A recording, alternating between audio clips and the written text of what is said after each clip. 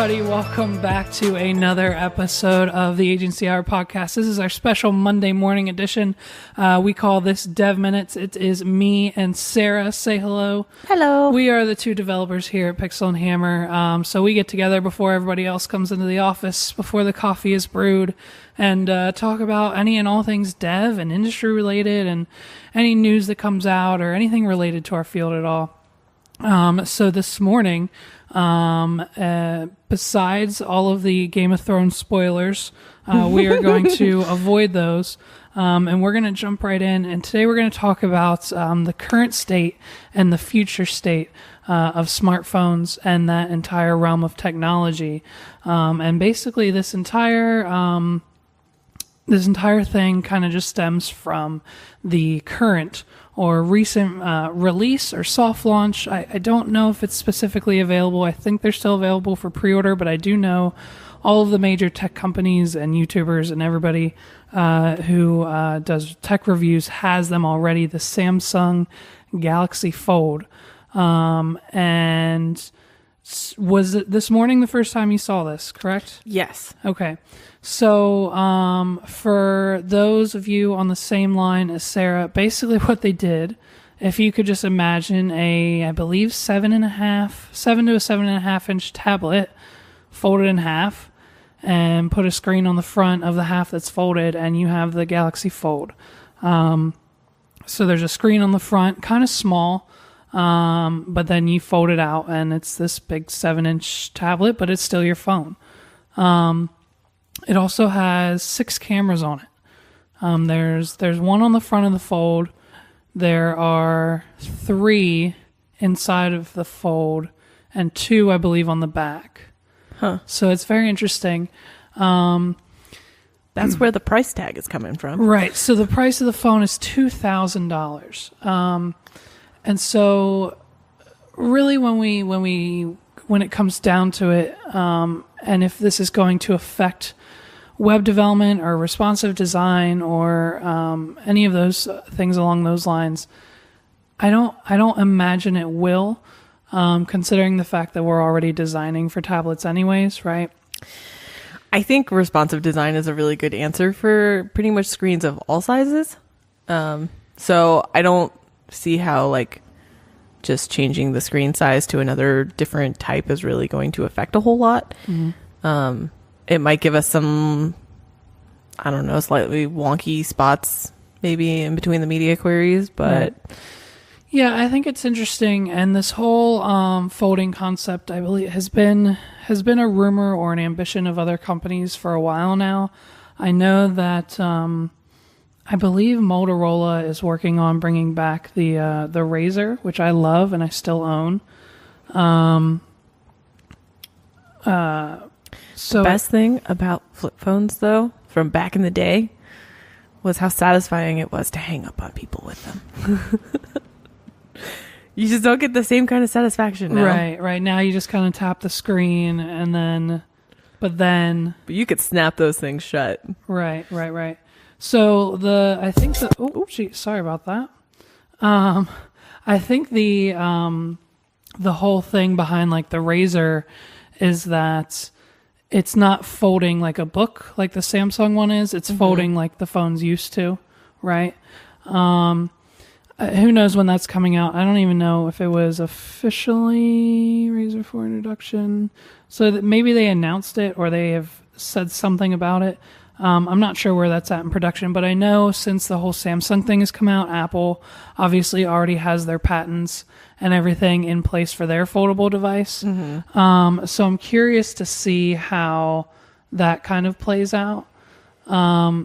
So obviously we're not going to have, we're not going to have a foldable phone from Apple for another year and a half. Everybody's talking about, it's going to come out this year because Samsung dropped theirs, and it's not. It can't, and because that's not how Apple does things. Yeah, Apple prefers to definitely take the adoption of new features a lot more slowly because they want to get it right the first time and they don't want to jump the gun and produce a mediocre product. Right.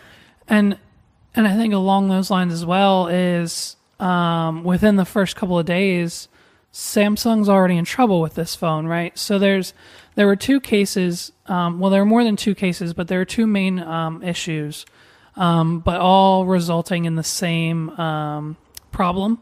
Was that the screen on the foldable parts, the bigger screen of the Samsung Fold, was breaking.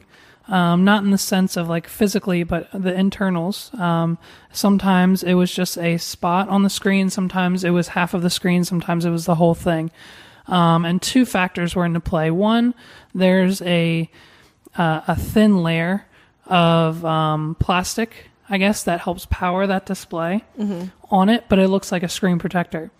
So a lot of people thought that this was just to protect it in the box or while it was folding, and that you could remove it. Oh, and they took it off. But as soon as you did, the like electro, whatever it uses to power the display was shot.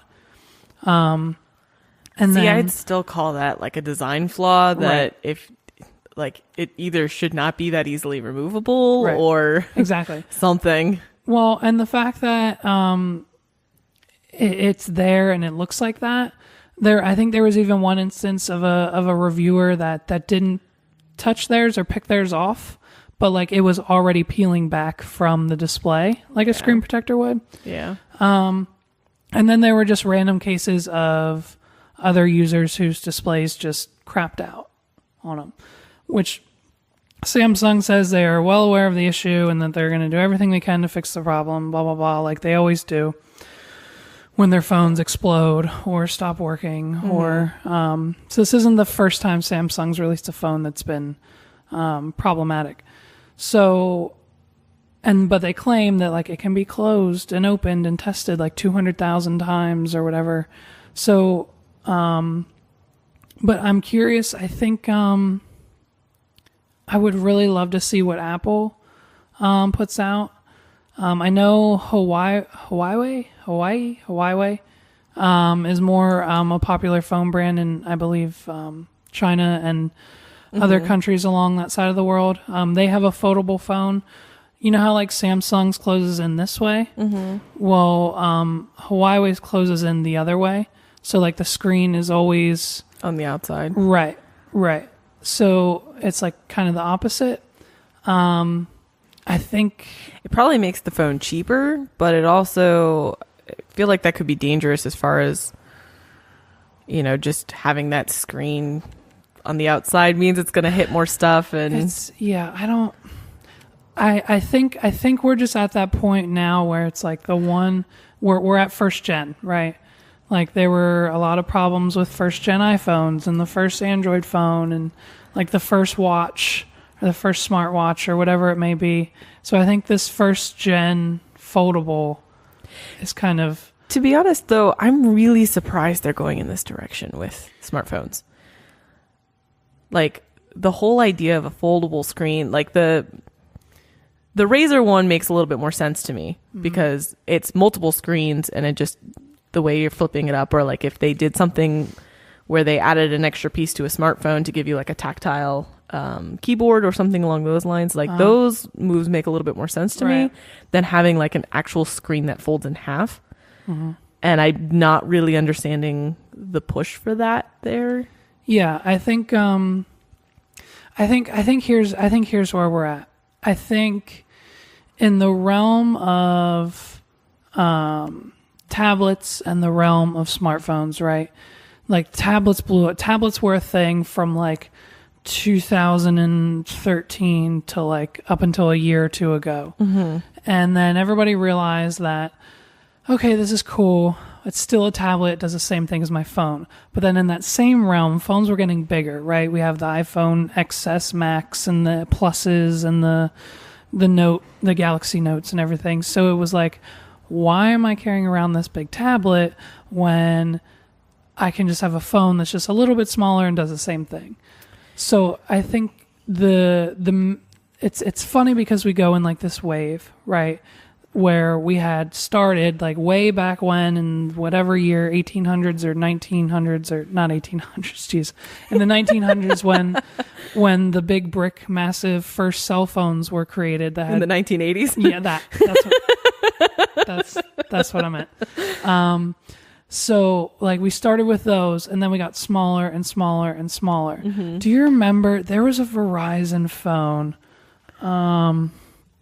Unfortunately, though, we've hit kind of that hardware limit, though, so we can't make things get any smaller at this point without, some help from quantum computing, which is nowhere near ready for this kind of application.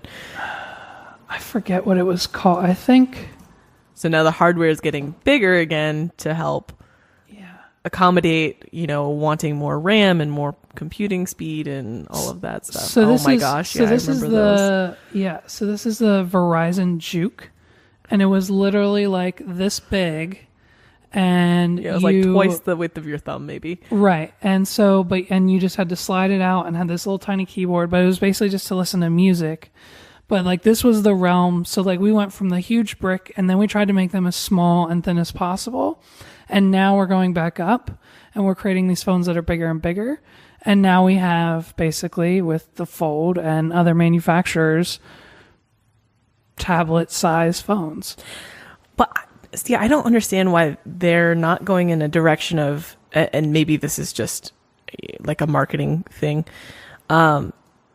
But having your main device, your phone, that's the thing that people are attached to. Mm-hmm. That's the one that you break your phone and you're really upset for a few days. Like that's the ruin your day kind of thing. Right. If your tablet breaks, it's not as big a deal. Like even if you lose your laptop or something, it still doesn't hurt as much usually when you lose your phone. You know what I mean? Right. And they keep trying to create this emotional attachment to other devices besides the phone as like an extension of yourself. Right. But I don't understand why they're not kind of going in this direction of here's your phone, plug it into other devices so that you can, put it in, connect it to a monitor so that you can have it as a computer or have it as a tablet or something along those lines, right, so that you have a lot more flexibility with the same device. So Samsung already does that. Oh, they do? Mm-hmm. I think they started with Mac world, I guess. Yeah, I think they started with the don't quote me on it, but I think the S8, definitely the S9, and certainly the S10. But basically, it's just they have a dock, and you attach it to the monitor, and it has USB ports, and you can use Bluetooth mouse or keyboard with it, and it essentially gives you like not Chrome OS, but it's a Samsung, skin over it of an operating system on a monitor. So I mean, anything that you can email, games, business, browsing, like anything you do on there can be done on that. So Samsung's kind of already on that. I think they're pushing for Apple to do it too. Just because of the not the backlash, but basically the aesthetic of like their new iPads are like just as good as like a MacBook Air, right, or like a Mac Mini or whatever, like their lower end model computers are, but they're still running iOS. You're right. And Windows ran into huge problems when they tried to take their like desktop operating system and turn it into an app-based thing, and it did not work for them. Right. And people hated it on the phone front, at least. Yeah. Well, I mean, just on the desktops. Oh, right. Like having all those apps and stuff, it was just such a paradigm shift from what Windows originally was that people just didn't handle it well. So then they had to go back to how they did stuff before. Yeah, it's weird that like on a Windows 10 install, like the Candy Crush app is on my my drawer there. So like it's weird. No, I think. I don't know what's next. I think this was it. They've been talking about it for a while, and I don't know how to go from there. I did see one thing, and I think it was just a video, but there was one thing that I saw that it was like a bracelet, and then it like projected your phone screen onto your So I think that would be cool. I think. Honestly, because Meg's brought it up the other day. She was like, why don't you have, I don't know if she saw something on Facebook, but she's like, why don't you have a pair of those Google glasses? And I was like, oh man, like that project died like 6 years ago, like, and they haven't really done anything with it since. And our culture really wasn't ready for it yet. No, I think the biggest thing was just privacy. Like, people were just filming other people while, watching, and it just... Yeah, but see, what people don't understand is that's already happening. Right. If you're in any public building, you've got cameras on you. And, like, if you're anywhere in public, anyone with a phone can be filming what you're doing, and you may not even realize it. Right. And cameras are so small. Like, you kind of almost just have to accept that if you're not in your own home, you can't expect privacy anymore. Mm-hmm. Yeah. I think a big feature, and it kind of technically already is a thing, but I feel like people don't utilize it, especially since I think a lot of people would agree that Siri on the iPhone is pretty terrible compared to like things like Alexa. Mm-hmm. I think I would be surprised if Amazon didn't release an iPhone app that kind of did the same thing, but was always listening, right? Because even though we have like this huge wave of smart speakers, which are like now becoming a household thing, like before it was like, I don't know about that, but now like even Emily and Brandon have like 3 of them, and they're the biggest, like, My parents have one too, which is right, exactly wild. Yeah. So I think it would be very interesting to have that power within a phone that would work the same way that the speaker would. Like, obviously, like, you can say, "Hey Siri," and your iPhone will wake up and it'll do what it's supposed to do. But people, lucky neither of ours is on right now. But people don't use it, right? Right. I know there's a percentage of Apple diehards that do, but it's like I never use it.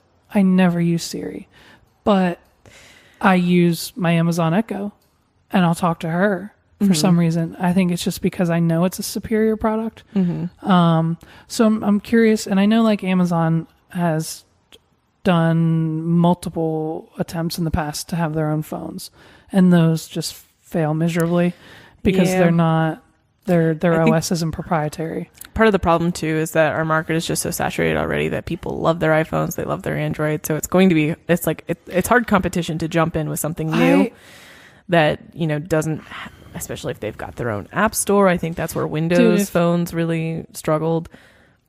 If Apple tomorrow said that for $10 a month you could use the iMessage app on an Android phone, I would switch in a heartbeat.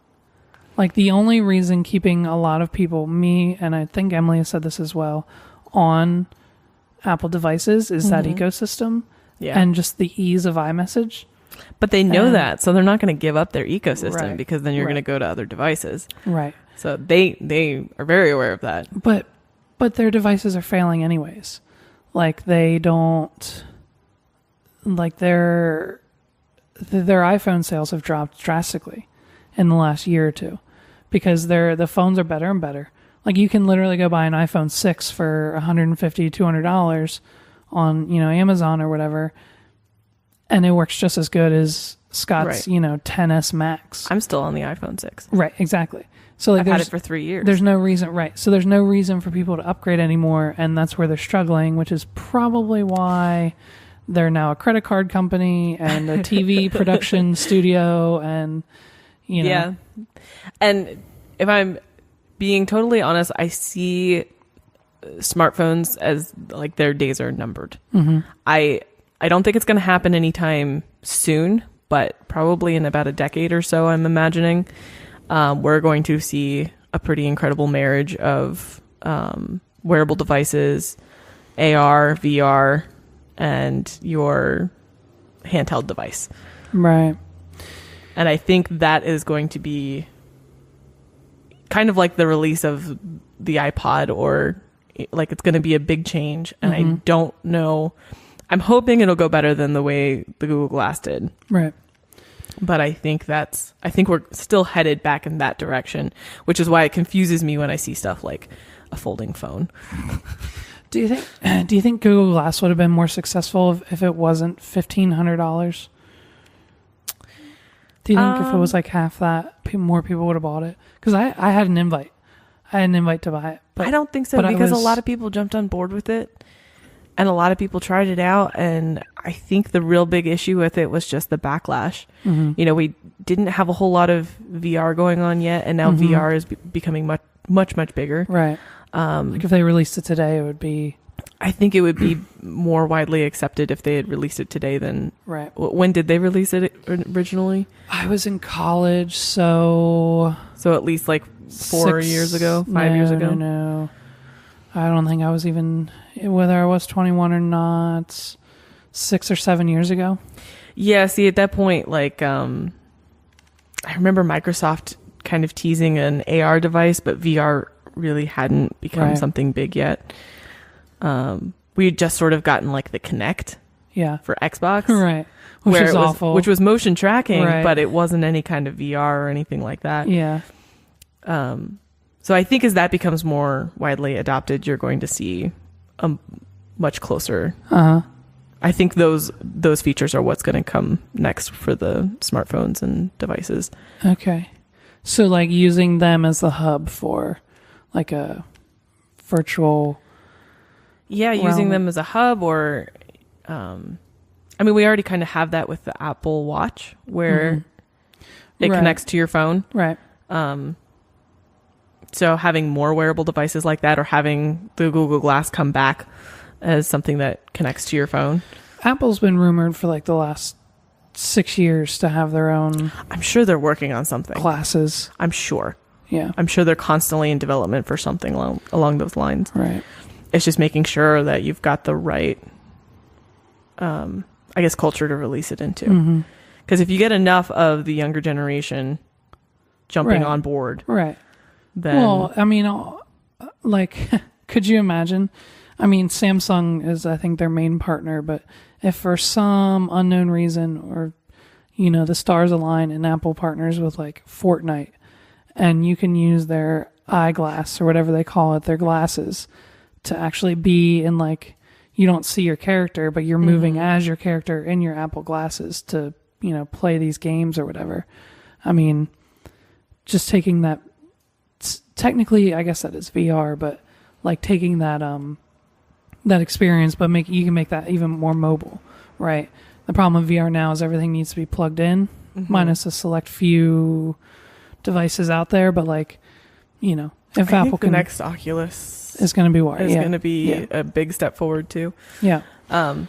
What's going to be the thing with like the AR though, and when I say AR, I mean augmented reality instead of just straight up virtual reality, where you're seeing what's actually around you, but you're seeing maybe like a layer of data or something over top of that. Right.